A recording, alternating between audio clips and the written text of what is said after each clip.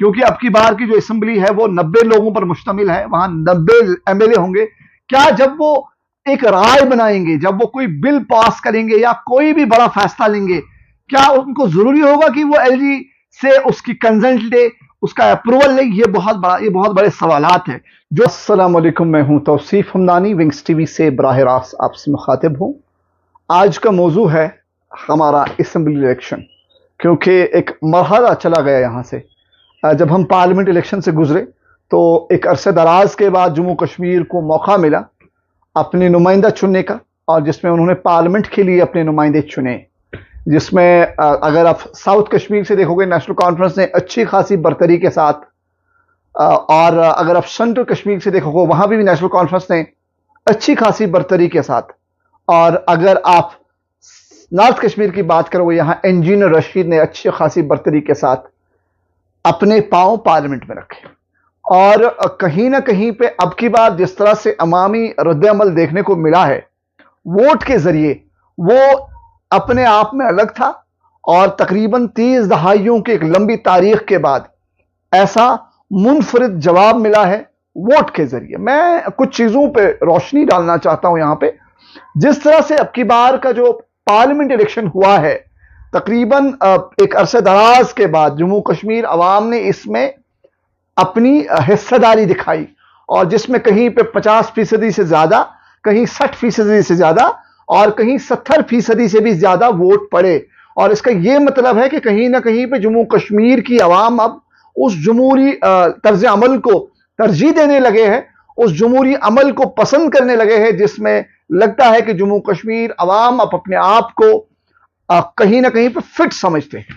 अगर आप देखोगे अब की बार जिस तरह से जमात इस्लामिया है, जो कहीं ना कहीं पे अलाहिद पसंदगी को पसंद करते थे, अलाहिद पसंदाना जमात थी, जो कहीं ना कहीं पे एक लंबे अरसे के बाद दोबारा उन्होंने पोलिंग सेशन में अपना हिस्सेदारी दिखाई। जिस तरह से जमात इस्लामिया ने भी अब की बार कहीं ना कहीं पे पार्टिसिपेशन का, कि वो हिस्सेदारी दिखाई, तो अब हम ये कह सकते हैं कि जम्मू कश्मीर अवाम अब जिस तरह से जमहूरी तर्ज अमल को अपनी तरजीह दे रहे हैं, तो उसमें अगर आप देखोगे आर्टिकल 370 के जाने के बाद मरकजी सरकार ने कहा कि ये क्रेडिट हमें जाता है, ये इसका जो फल है वो हमें मिलना चाहिए।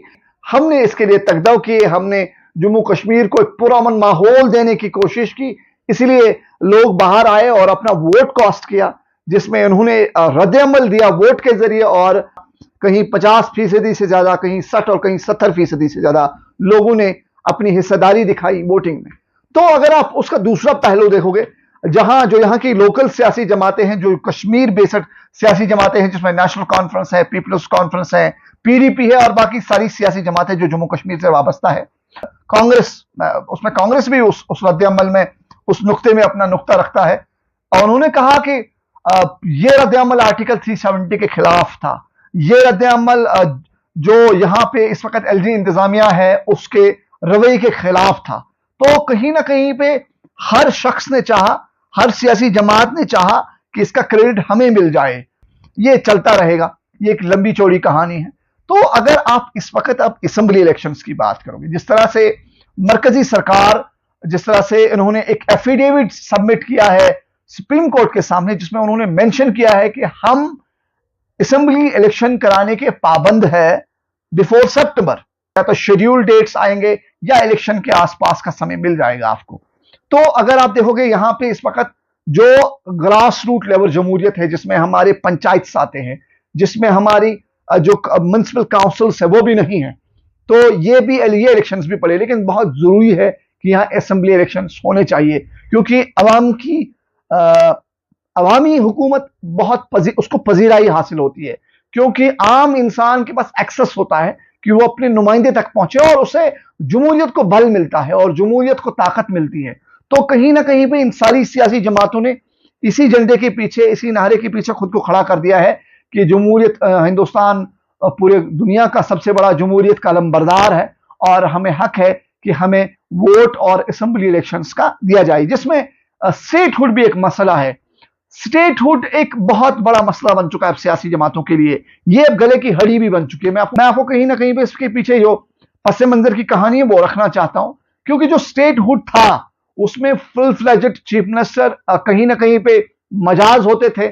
وہ تمام کور گروپس کے باس ہوا کرتے تھے, چاہے وہ سیکورٹی نظریے سے دیکھو, چاہے وہ ایکسائی نظریے سے دیکھو گے, چاہے وہ جو باقی جتنے بھی منسٹرز ہیں ان کا وہ ہیڈ کاؤنسل رہتا تھا.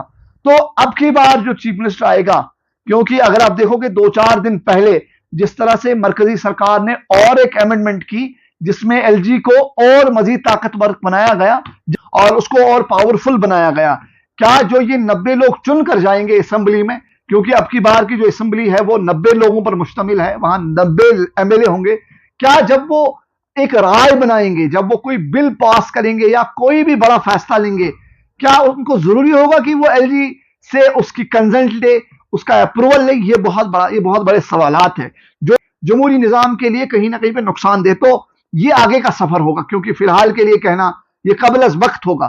تو فی الحال جو ہم نے دیکھا ہے اب کی بار جس طرح سے اسمبلی الیکشنز ہونے والے ہیں بڑے منفرد ہوں گے, بڑے خاص انداز میں ہوں گے. جس طرح سے جو نیشنل کانفرنس کے وائس پریزیڈنٹ ہیں عمر عبداللہ صاحب, جس طرح سے انہوں نے واضح کر دیا کہ میں اس اسمبلی کا حصہ نہیں بنوں گا جس میں چیف منسٹر کی کوئی حیثیت نہیں ہوگی. اور اگر آپ دیکھو گے باقی سیاسی جماعتیں کہیں نہ کہیں پہ, الطاف بخاری نے بھی کل اپنے پتے کھولے, جس طرح سے پی ڈی پی نے بھی اپنے پتے کھولے ہیں, انہوں نے کل کہیں نہ کہیں پہ بڑے تیکھے حملے کیے حکومت پہ. تو اگر آپ ان تمام چیزوں کو دیکھو گے, لیکن سب سے اچھی بات اس میں کیا نکل کے آتی, جمہوریت دن بدن مضبوط ہوتی جا رہی ہے. اور جس طرح سے اگر آپ دیکھو گے پچھلے کئی دنوں سے, 1 مہینے سے جو دہشت گردی کے واقعات ہیں ان میں بڑھوتری ہوئی ہے. اگر آپ دیکھو گے ان کی جو رفتار ہے کہیں نہ کہیں بڑھ چکی ہے. لیکن اب اس میں ایک دلچسپ پوائنٹ یہ ہے, وہ ڈولا کی طرف ہے.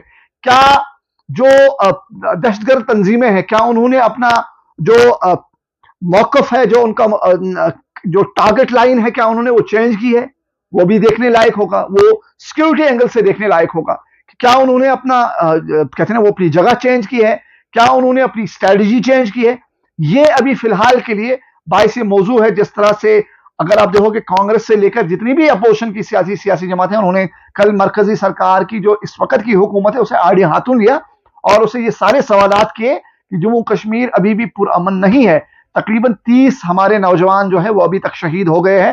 تو کہیں نہ کہیں پہ یہ سوال اٹھتا ہے, اور ابھی تک کسی کو بھی اکاؤنٹیبل نہیں بنایا گیا ہے. یہ ان کا کہنا تھا. سیکیورٹی لیپس کیسے ہوا؟ تو یہ بہت ساری چیزیں ہیں جو بحث کے لائق ہے. تو عوام اب کس طرح سے اسمبلی الیکشنز میں اپنی حصہ داری دکھائے گی وہ بڑی دیکھنے لائق ہوگی, اور کس طرح سے حکومت بنے گی. کیا مرکزی سرکار اب کی بار جو بی جے پی ہے, جو مرکزی سرکار اس وقت جو برسر اقتدار سیاسی جماعت ہے وہ بی جے پی ہے, کیا وہ جموں میں کس طرح سے پردرشن کر پائے گی؟ کیونکہ انہوں نے اب کی بار ایک سیٹ کھوئی ہے, وہ لداخ سے ہے. لداخ سے نیشنل کانفرنس نے اپنے امیدوار کو جتوانے میں کامیاب ہوئی. تو یہ بڑا انٹرسٹنگ فیکٹس ہوں گے, یہ بڑے انٹرسٹنگ پوائنٹس ہوں گے. جموں کشمیر عوام کس طرح سے رد عمل دے گی, اور ضروری ہوگا کہ آپ کی بار اس وقت کس طرح کی اسمبلی ہوگی, جو یہ 90 لوگ ہوں گے جو ہماری ریپرزنٹیشن کریں گے, جو عوامی سرکار ہوگی وہ کس طرح سے کام کرے گی. کیا وہ ایل جی انتظامیہ کے رحم و کرم پہ جیے گی, یا وہ اپنی منفرد انداز میں کام کرے گی جس طرح سے ہمارا چیف منسٹر کام کرتا تھا؟ اور سٹیٹ کب تک واپس آئے گا؟ کیونکہ اگر آپ دیکھو گے پارلیمنٹ میں بہت بار امت شاہ نے کہا ہے کہ ہم سٹیٹ ہوڈ کو واپس دینے جا رہے ہیں, لیکن کوئی ٹائم مقرر نہیں ہے, کوئی وقت نہیں بتایا گیا ہے. تو یہ بھی جموں کشمیر عوام کے لیے خاصا پوائنٹ ہوگا. فی الحال کے لیے آپ بنے رہیے, اور باقی تجزیہ کے لیے آپ کو ضرور خبر ملے گی. مجھے اجازت دیجیے, آپ کا بہت بہت شکریہ.